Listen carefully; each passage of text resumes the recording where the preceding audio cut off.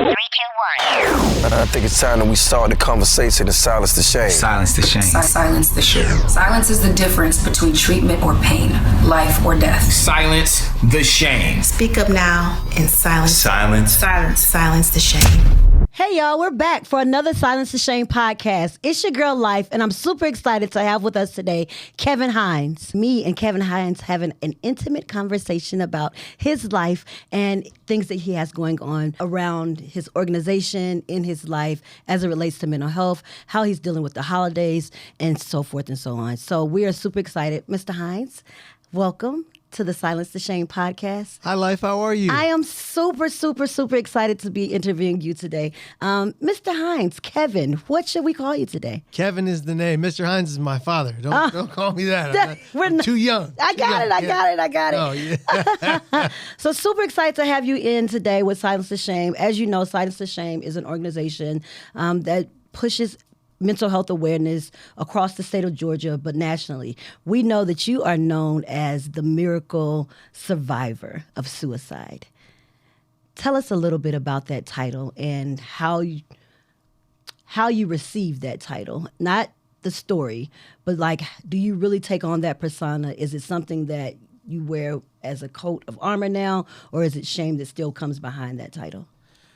So I'll say this first, because we're talking about silencing the shame. Yes. When I first did what I did on September 25th, the year 2000, when I leapt off the Golden Gate Bridge to try to take my life because of bipolar depression, I had a lot of shame and a lot of guilt, and I was embarrassed, and I felt like I was a burden to everybody who loved me.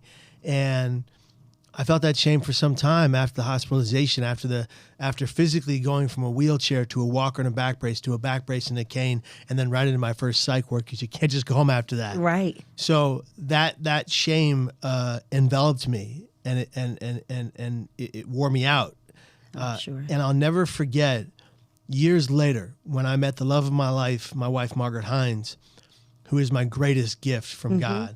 I remember being in a Starbucks, and we were sitting there having a cup of coffee, and she was asking me questions about my life. Right. And it was one of our first dates, I think. And I very openly and honestly said, I have bipolar disorder, as loud as I'm saying it to you right now.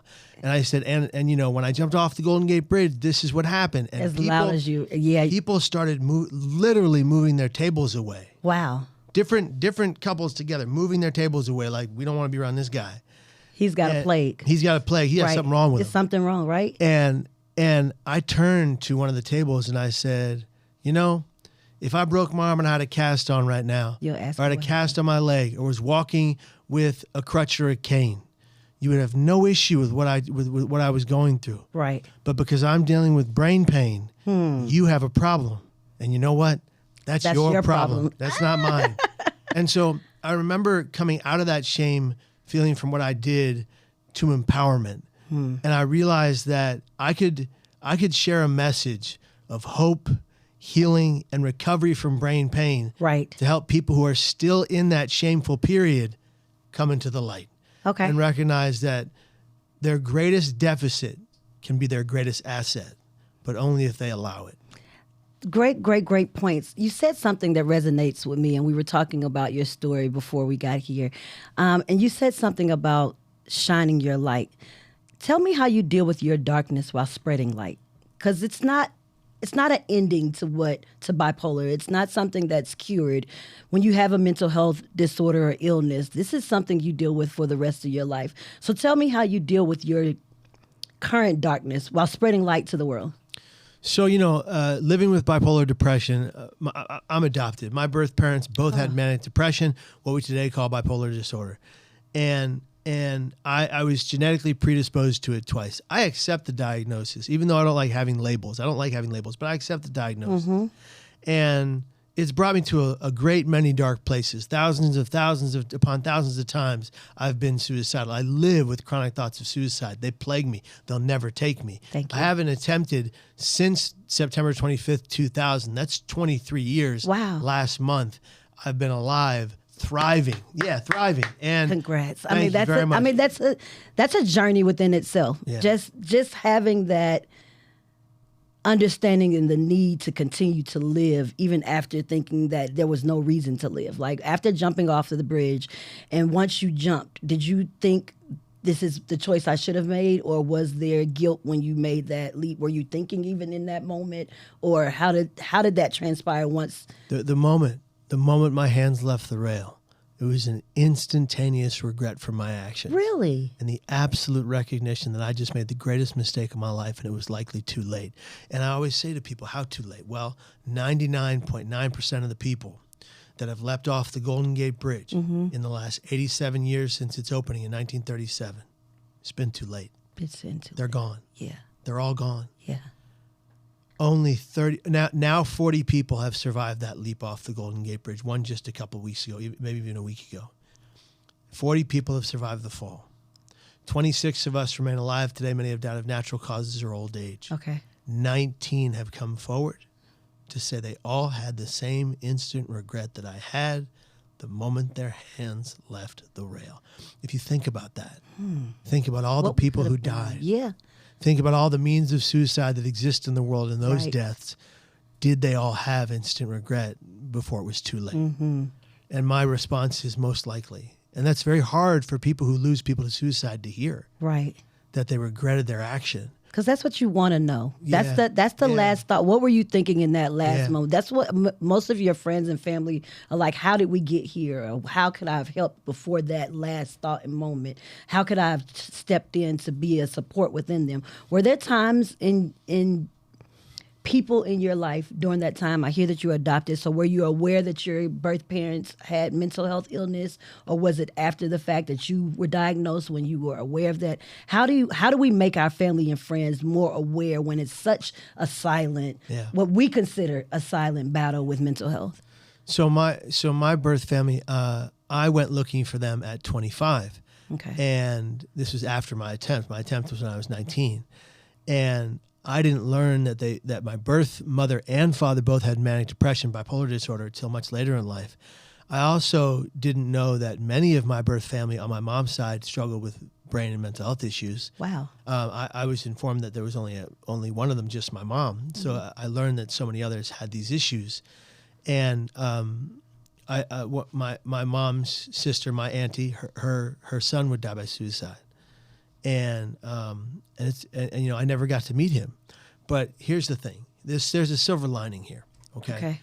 I had all this tragedy in my infancy because my birth parent, and this is something that not everybody knows, my birth parents, after they had me and my only full-blooded brother, they succumbed to drugs and alcohol, another brain health disease, right? And they succumbed to that, and me and my brother and I were taken away from them by social services and the police.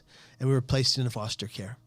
And they placed us in foster care where my brother and I both contracted a vicious strain of bronchitis due to neglect in foster care, because there's a lot of neglect in foster care. Yeah, indeed. There's a lot of foster parents that take on foster children just for the paycheck. And that's tragic into itself. And there's a lot of foster kids who die by suicide disproportionately to other children. Really? And then you have more black foster children that die by suicide than white. And I'm a mixed race kid. My birth father was half Mexican, half Italian. My birth mother, Marcia, may she rest in peace, was Jamaican, black, African, Arawak, Indian, Portuguese, Scottish, Irish, English, and Sephardic Jew. She was beautiful. I'm sure. And I never got to know her. And all I wanted growing up in my life was to finally meet her and to do one thing, to tell her 3 words: I love you. That was my life's goal for so long. And then at 25, I learned that 2 years prior to me searching for her, she had been 7 years sober from drugs and alcohol. We were raised in a crack motel in the beginning of our lives. So she had been 7 years sober. And it was my birth sister, who I didn't know I had, that got her sober. And then one day, it's my understanding, one day she went back on drugs, and she ended up in an accident. Okay. I don't know if it was a suicide attempt or not. It may have been. And she died a year later to the date of the amputation due to complications to that amputation from that accident. Wow. So I never got to tell her I loved her. But I'll tell you this. She knew. When I met my sister for the first time, the uncanny resemblance of our mom.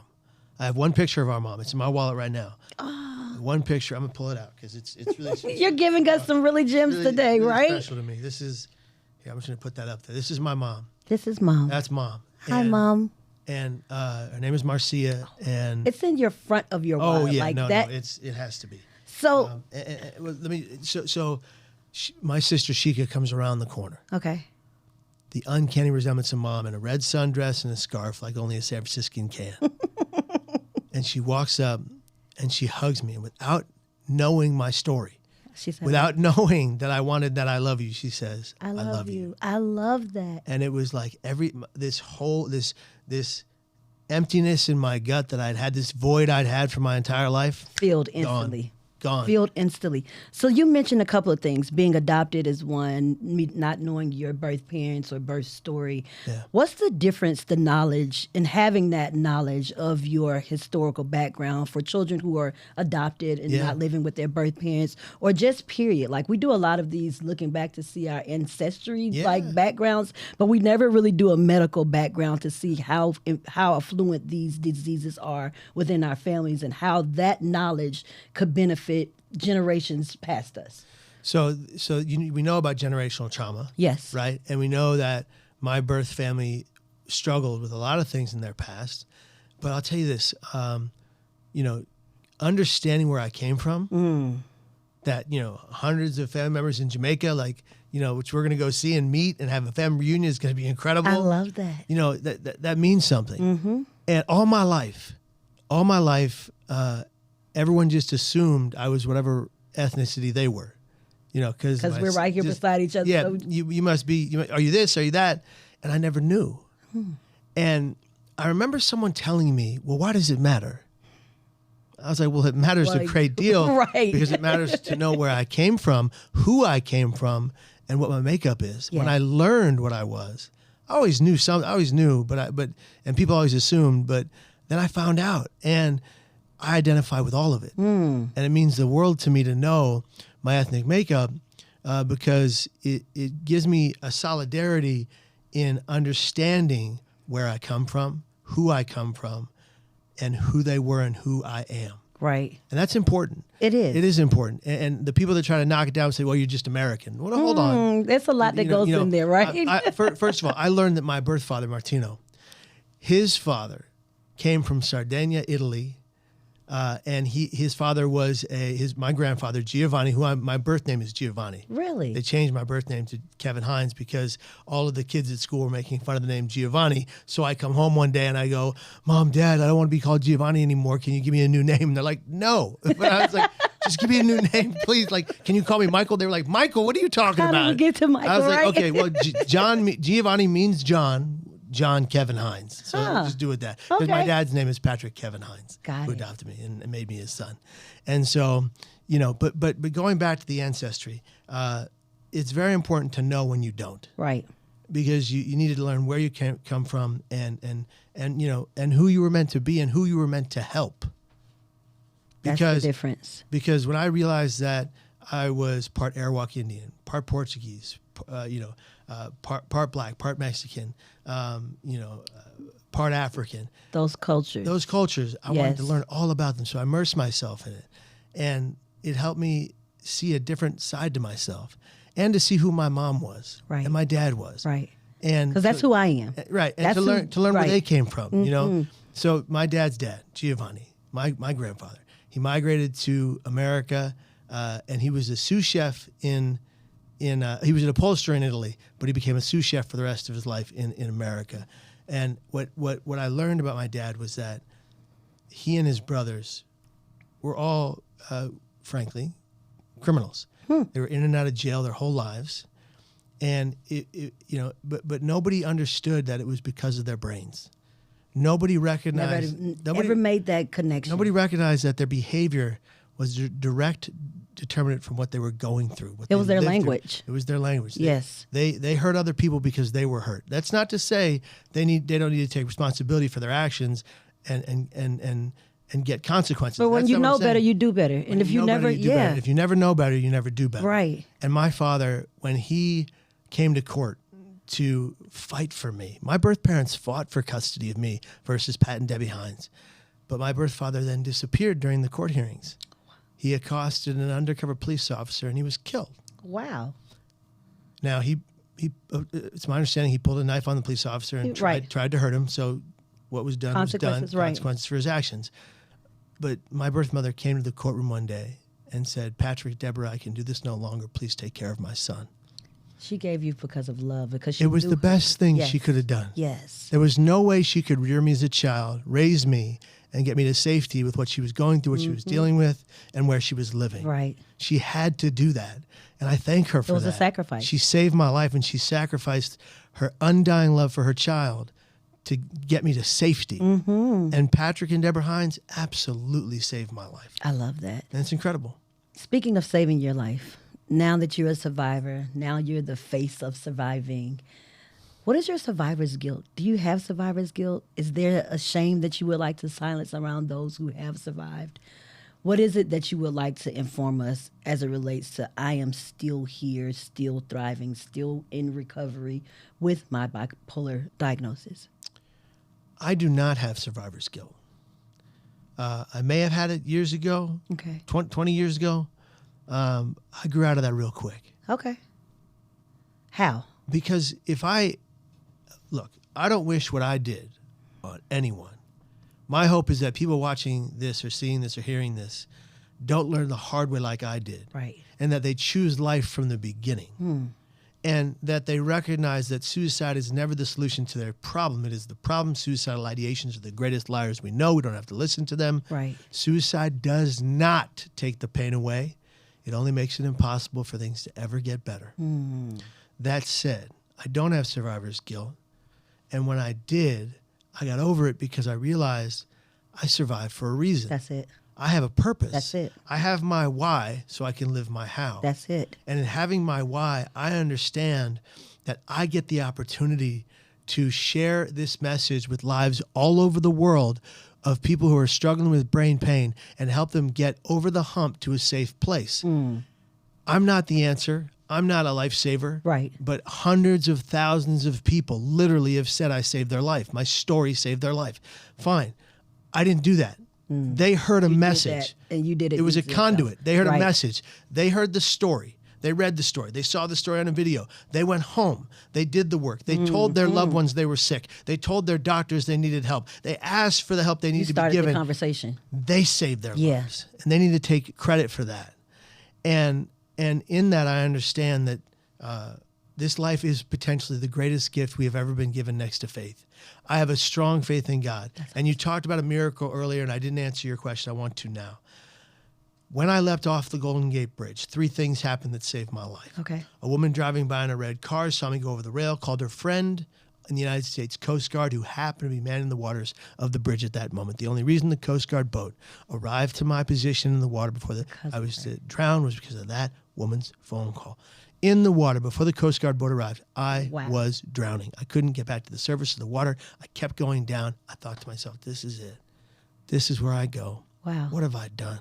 Wow. I don't want to die. What did I do? And that's when something began circling beneath me. I thought, you got to be kidding me. I didn't die jumping off the Golden Gate Bridge. I'm going to get eaten by a shark. A shark's going to eat me. Wait. You got to be. And it's a great white breeding ground down there. So I was like, oh, this is horrible. I'm just waiting for it to bite my leg off. Yes. But it doesn't. It just bumps me to the surface. To get you back up. No longer am I wading or treading in the water. I'm lying something's atop of my holding back, you. being kept buoyant or afloat by this creature, circling beneath my back, my shoulders, my elbows, and my knees. And I'm laying on the water until the Coast Guard boat arrives. And you're not making that effort. Whatever was beneath No, I you was is not even keeping moving you at this point. Because you were hurt at this moment. I had shattered my T12, L1, L2, missed severing my spinal cord by 2 millimeters that day. Wow. So here I am floating above the water with this creature bumping me to the surface, and it doesn't leave me until the Coast Guard boat arrives. Talk behind about me. faith. Come on. Talk about Come a on. supreme being knowing that you had a different and divine purpose to be here, to tell this story, to move other people, to move these thousands. Because sometimes we don't realize we're not the only ones in this struggle until we hear a story like yours or a survivor that has made, like, when we hear things like this and you're walking, you're not in a wheelchair, you're literally looking at me and we're looking at each other eye to eye. People don't understand mental health illness is a silent killer. Yeah. And we have to understand how to recognize that even when you don't realize you're recognizing that in others. And that being said, how does your family now hold you up or know when you are in those moments? Do you have safe words that you use now within your family? Are there triggers that they know of? Is this some type of education or information that you provided to them? Or was this training that you went afterwards so that your family can be able to support you and others moving forward? Because it doesn't end. And your family still is confused of how to support you. And they're worried. After this. And they're worried to see if this is going to happen again. Is this going to happen again? My father, when we made the film Suicide, The Ripple Effect, about my life story and traveled to 6 countries making that movie, my father, I asked him in the movie, in the documentary, I said, during his interview, I said, Dad, do you still fear my death by suicide? And he grabbed his left pocket, which is where his phone was. He said, Kevin, every time the phone rings. Wow. He did not say when I call him. Every time. He said when the phone goes off in his pocket, each and every time, for the last 23 years, his first and every response in his mind is my son Kevin alive? Wow. My actions did that. Mm-hmm. And today I take full and 100% responsibility for my actions. So I live with chronic thoughts of suicide. Yes. They'll never take me. Here's how. And this is what your audience needs to hear and Right. listen to. 2 things I do every single time I'm suicidal. Number 1, I find a mirror, anywhere. I say my thoughts do not have to become my actions. They can simply be my thoughts. Here, say with me. My thoughts do not have to become my actions. They can simply be my thoughts. The second thing I do is say 4 simple but very effective words. I need help now. The difference between me and someone who attempts or dies by suicide is that I don't stop saying those 4 words until somebody helps me. By the sheer probability of the number of people I turn to, someone in 23 years has always been willing to empathize with my pain and help keep me here. What a word. There's always someone that's willing to help. And many of us, and I don't know how many of you have ever had these suicidal ideations, but you always think there's no one out there to help.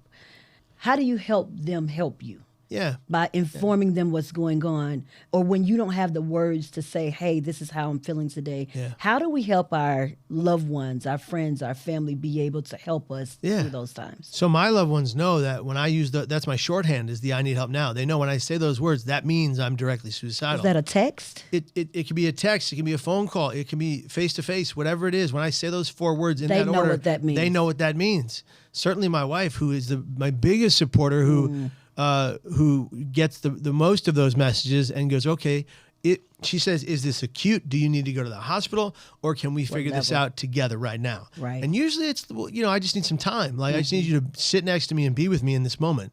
And she sits next to me and she's with me and her arm is over my shoulder or she's holding me and I know I'm safe, even for myself. Yeah.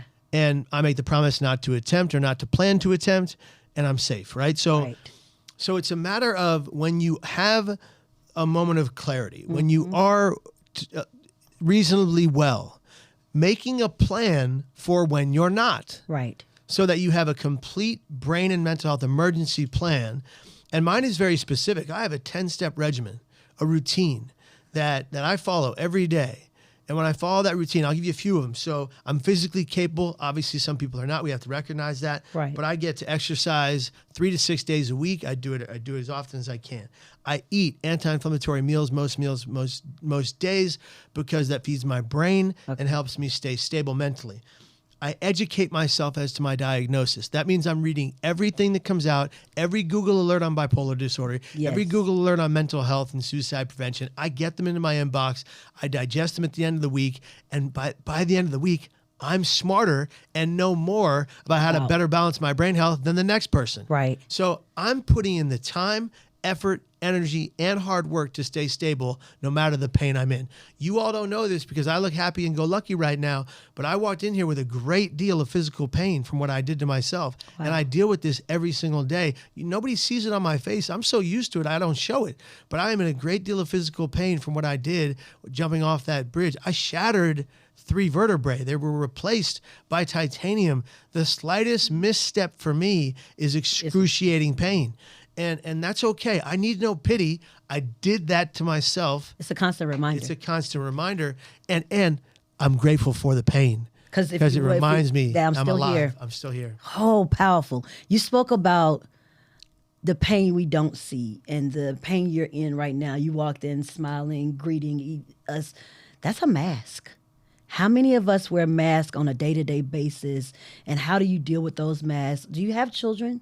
I don't have children. My wife and I have 2 godchildren, Zoe and Judah. I always give them a shout out when I get a chance to talk about it. They're Awesome. beautiful. Yeah. Those masks, they're not your children, but all of us know that if some children are in our world, they're ours to be helped raise. Tell us how you teach them on how to hold their mask. This is great. So my nephew Judah, when he was 7, he's 12 now. When he was 7, he noticed Uncle Kevin was having a hard time. And I don't care. Hard time physically or mentally? No, well, both. But mentally, I was really unwell. Okay. And it was like we used to go see them every day, and several days in a row, I was really struggling. Okay. And he came up, he said, Uncle Tebin, are you okay? He already knew. And here's the thing: when I left off the Golden Gate Bridge, I wanted one person to stop me and say, "Are you okay? Is something wrong, or can I help you?" Nobody said anything, but my nephew said, "Are you okay in this moment?" And I said, "Judah, Uncle Kevin's having a hard time," and he just hugged me. He just hugged me.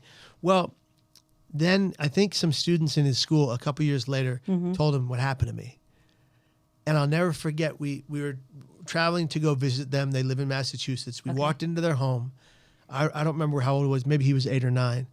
And he ran up to me.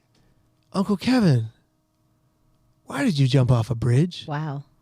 Oh, I'm in the hot seat now. Wow. I'm in the hot seat now. And then you have to realize his age. 8, and right. I looked at, but they know. They are well aware. More than you well think. aware. And so I looked at his parents. I said, "Is it okay?" And they said, "Go for it." And because they had been talking, the whole family had been talking about it. And I said, "Judah, have you ever been so sad it hurts?" And he said, "Yes." I said, "Uncle Kevin was so sad. It was the worst hurt I'd ever been in. And I thought I couldn't hurt anymore." Yeah. But what I didn't realize, Judah, was that I could get past my hurt and I could find hope. You know hope? He goes, "Yeah." And he said, "Will you ever do that again?" Wow. I said, "Judah, I will never do that again, I promise." He said, "You promise?" I said, "I promised." And then I gave him the biggest hug I could. He did more for you that day than you probably did for him, I'm sure. That's right. And then we learned from his teachers that Judah, for years after learning that, would go around to all of his classmates that seemed sad or were crying. And give him a hug. He would put his arm around them and say, "It's going to be okay. I love that. I'm here for you." A change agent you made. Well, he's incredible. And, when you can, look, here's the bottom line. We need to teach mental health literacy kindergarten on up. This is true. They're going to learn it. They're going to see it. Mm-hmm. They're going to see it in the media that is produced. There's too much spiteful, hateful, rageful, angry, horrible media in the world. Right. We're doing good media. We're doing media for change. This is awesome.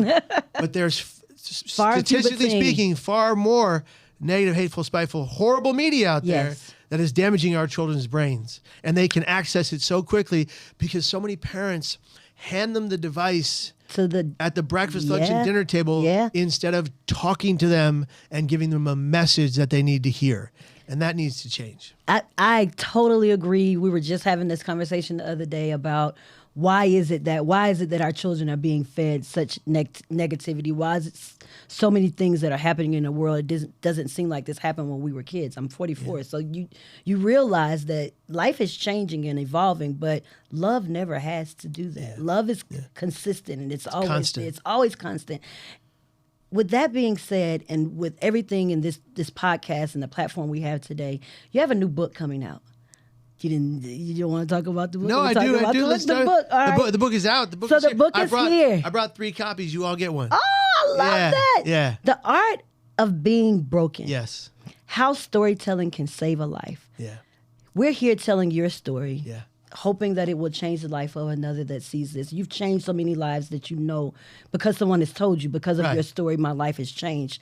How can we take this book and utilize it, or what's in your book that we can utilize to be able to help make a change agent and save someone's life? Yes, so that's the whole point of the book, is that The Art of Being Broken, How Storytelling Saves Lives, is a book about how to listen or read stories of triumph over incredible adversity and use those stories to augment your destiny. So there's 7 contributing authors in the book. I've been telling my story for 23 years. I've been telling my story longer than a lot of these mental health advocates have been out there for no shade on them. I'm just saying I've been doing this since the beginning. And I will tell you that the stories in this book, stories are 22 times more memorable than statistics or facts or even PowerPoint. This is so true. Stories ingrain in the brain. They actually change your neural pathways of your brain. So when I'm telling this story on this podcast, it's going to change. It's going to change someone's brain patterns. When I'm telling a story in a speech, it's going to change someone's brain patterns. When they're reading it from the page of my books, it's going to change their brain. And what they do is they experience a wholehearted sense of empathy for the individual story or the people's stories. And then they go home and they take it all in, all that data, all that information, and they attribute it to their life and what they've been through. And oftentimes what happens is people go, hey, they got through it. I can. So can I. Yeah. I can continue. I can forge onward. I can survive this life. Life is worth living. Yes. And so the stories I've told in this book, I'm going to break it down real quick. So Ashley Hunt survived a sexual assault, survived her mom's addiction, who passed away. Okay. And has an incredible story. Brandy Benson is phenomenal. Veteran in the military, lived with sarcoma, Ewing sarcoma cancer. I think it's a 91% death rate. Yeah. She survived. She's a great survivor. We have Jazz Rawlinson. Survived her father's domestic abuse for years, went on to teach people all around the world. Then we have Joe Williams, Aboriginal man from Australia, great accent. He's probably the handsomest man I know. I'll tell you that. Great accent. People love it. But he survived a drug and alcohol addiction while playing in the NRL, basically Australia's football league. Okay. And he was a professional boxer, but he was out of his mind with drugs and alcohol and bipolar depression, and he got through it, and he teaches people how to defeat mental pain, brain pain, and also addictions. Incredible. Wow. Then you got Pat Lawson, who started the organization Mental Health Awareness, three words, Mental Health Awareness, and he's also in Australia, and he tells his story of surviving anxiety and depression and a very deep suicide attempt, but he's here to tell that story. And then you got Dana Whitmer, who lost her son Matthew to the Golden Gate Bridge. But she was one of the biggest and staunchest advocates to raise the net at the Golden Gate Bridge. It's going up right now. Awesome. We worked on that for 23 years. Oh, I'm so it's excited. Going up very soon. Little to no people will ever again die off the Golden Gate Bridge, and it will become the largest, brightest, most powerful beacon for suicide prevention right around the world. And then you have Lindsay Dunbar, who experienced five different miscarriages with her and her husband, which is just awful. And my wife and I have experienced miscarriage. We've been unable to have kids. It's really brings us desperate pain. But the way Lindsay expresses that story, it's imperative that everyone reads it.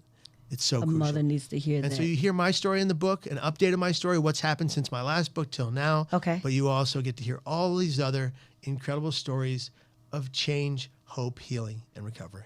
I love that. I love that you have incorporated so many lived experience individuals from different walks of life so that anybody that picks up this book can see that it happens to us all. It doesn't matter where you're from, what do you have. It can hit any home at any time. And when they turn to the author page and they see the pictures of those individuals, they're going to see themselves in them wherever they come from. Because they've seen themselves in that space before. And then they can see that there's hope after this and that you still should live life even after these thoughts that you're having about ending your life. Kevin, this has been one awesome conversation. Are there any words of hope, any thoughts for individuals that you would like to leave them with of how to help a family member or friend or anybody who is dealing with suicidal ideations right now, that we can help them have that hope moving forward? Absolutely. So let's talk about this. Let's talk about silencing the shame. Yes. Okay. So when you think about this, let's say we have someone we know and love and care about. Their child dies by suicide or from addictions or from a drug overdose or both. And everybody in the neighborhood ignores them. Shame. Everyone in the neighborhood looks at them and keeps on walking. Yes. When they go to church, people don't come up like they used to. Stop it. If you know someone who lost their loved one this way, approach them. Yeah. Any words are better than no words. This is true. What can I do for you? How can we help you? What do you need from us? We're here for you. We got you. Yeah. Do you want to talk about it? Because maybe they don't. That's the big. Maybe they don't. Right. Do you want to talk about it? If you do, I'm a friendly ear to listen. I'll listen to understand, not to respond. I got you. And so I think that this is the biggest change that needs to be made in society as it relates to suicide, to those who have lost ones to suicide, is that we can't ignore the problem. We can't pretend it never happened. Right. We have to engage. Yes. Bring the family down the street that just lost their loved one, their child to suicide, a pie. Bake them a pie like we used to in the 1950s. Bake them a pie. Bake them a casserole. I don't care what it is. Your best meal that you cook it. And bring it over. Yeah. It's comfort food, and say, we just want to let you know we're so sorry for your incredible loss. And we're just down the street if you need to talk. Say something. Say something, not nothing. Silencing the shame by saying something. Say something. Speak out. Speak often. Speak up. Any reason. You have spoke out today. You have showed up and spoke out today. Any resources you want to lend them? Of course, we have the Silence the Shame website. We have many other resources here in the state of Georgia. We have 988 that you can call when you're in a crisis. Yeah. Any other specific resources that you have? Yeah, that you would like to give? My wife and I have been putting together resources for quite a long time, for all of these 23 years. If you just go to bio.site/Kevin Hines story, okay, you will be led to all of them. bio.site/Kevin Hines story, HINESSTORY. Perfect. Kevin, this has been amazing. Thank you. I am super excited to have. This is a family reunion because we figured out that we're back together. We're not going to leave each other. We're going to do some amazing work. This is life. This is life. You have life. You have given life to others. Any last words you'd like to leave around to young people who are struggling with life in this moment? Okay. If you're right now considering suicide, stop. Just breathe. Take 40 resonance breaths. In 4, out through your mouth like a whistle, pursed lips, but like a whistle but no sound for 8 seconds. In 4, out 8. Do that 30 to 40 times.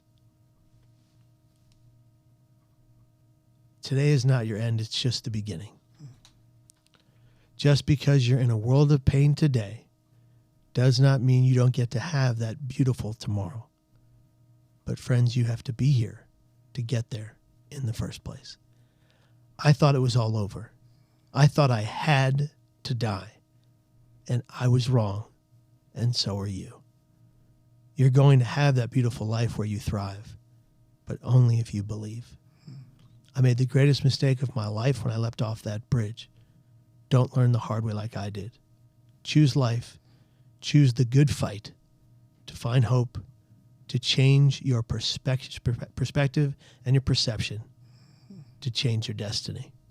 Someday you will thrive. Don't ever forget that. Fight to thrive. Fight to live. Oh, man. I don't like that message alone is going to change so many people. So thank you again, Kevin, for joining us on the Silence the Shame podcast. Tell people how they can find you on all social media platforms or your website. Yeah, really easy. Just bio.site bio.site/Kevin Hines Story. bio.site/Kevin Hines Story. All my resources are right there. Awesome. Thank you again. Thank you. We would like to thank you, our listeners, our sponsors, our families, our friends, for always joining us for a great conversation on the Silence the Shame podcast.